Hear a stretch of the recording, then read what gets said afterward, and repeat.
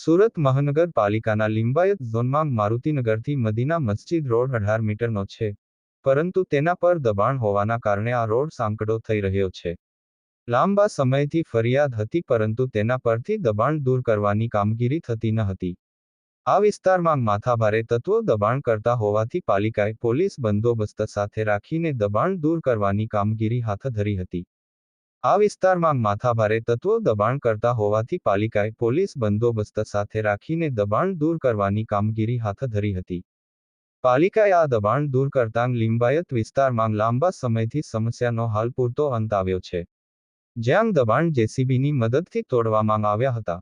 સુરત પાલિકાના લિંબાયત ઝોનમાં TP scheme number 38 માં મારુતિનગર ચોકથી લિંબાયત મદીના મસ્જિદ સુધીનો રોડ 18 મીટરનો છે, પરંતુ આ વિસ્તારના દુકાનદારોએ દબાણ કરતા હોવાથી અડધો જ રોડ વાહન વ્યવહાર માટે ઉપયોગમાં આવતો હોય આ વિસ્તારમાં ટ્રાફિકની ભારે સમસ્યા થતી હતી.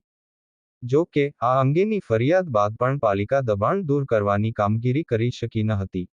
આ વિસ્તારમાં માથાભારે દબાણ કરનારાઓ દબાણ કરતા હોવાથી પાલિકા દબાણ દૂર કરવાની કામગીરી કરી શકતી ન હતી. લાંબા સમય બાદ આજે પાલિકાએ પોલીસ બંદોબસ્ત સાથે રાખીને દબાણ દૂર કરવાની કામગીરી હાથ ધરી હતી. પાલિકાએ દબાણ દૂર કરવાની કામગીરી શરૂ કરતા કેટલાક માથાભારે તત્વોએ હોબાળો મચાવ્યો હતો. જો કે, પોલીસ અને પાલિકાના સિક્યુરિટી ગાર્ડ હોવાથી આ વિરોધ વચ્ચે પાલિકાએ દબાણ હટાવવાની કામગીરી કરી હતી. આ રોડ પર માથાભારે દુકાનદારોએ દુકાન બહાર ઓટલા બનાવી દીધા હતા. તે ઓટલાને જેસીબીની મદદથી તોડી નાખવામાં આવ્યા હતા. આ ઉપરાંત અન્ય દબાણ અને બોર્ડ દૂર કરી દેવામાં આવ્યા છે. પાલિકાએ આ દબાણ દૂર કરવા હાલ પૂરતો આ રોડ પરથી દબાણની સમસ્યા હળવી થઈ છે. પાલિકાએ દબાણ કાયમી દૂર કરવા માટે આ કામગીરી સમયાંતરે કરવા માટેની વાત કરી છે. જી, આપનું નામ જયસુખભાઈ રાઠોડ, ડેપ્યુટી એન્જિનિયર, સુરત મહાનગરપાલિકા લિંબાયત ઝોન.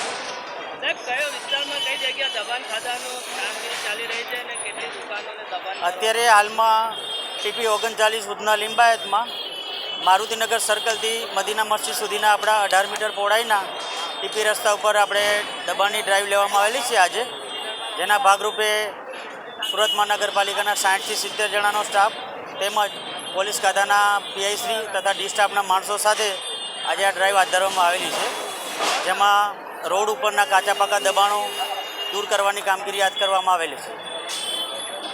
આ કામગીરી કેટલા દિવસ ચાલશે સાહેબ? ને બીજી વાત, કામગીરી આજથી શરૂઆત કરેલી છે.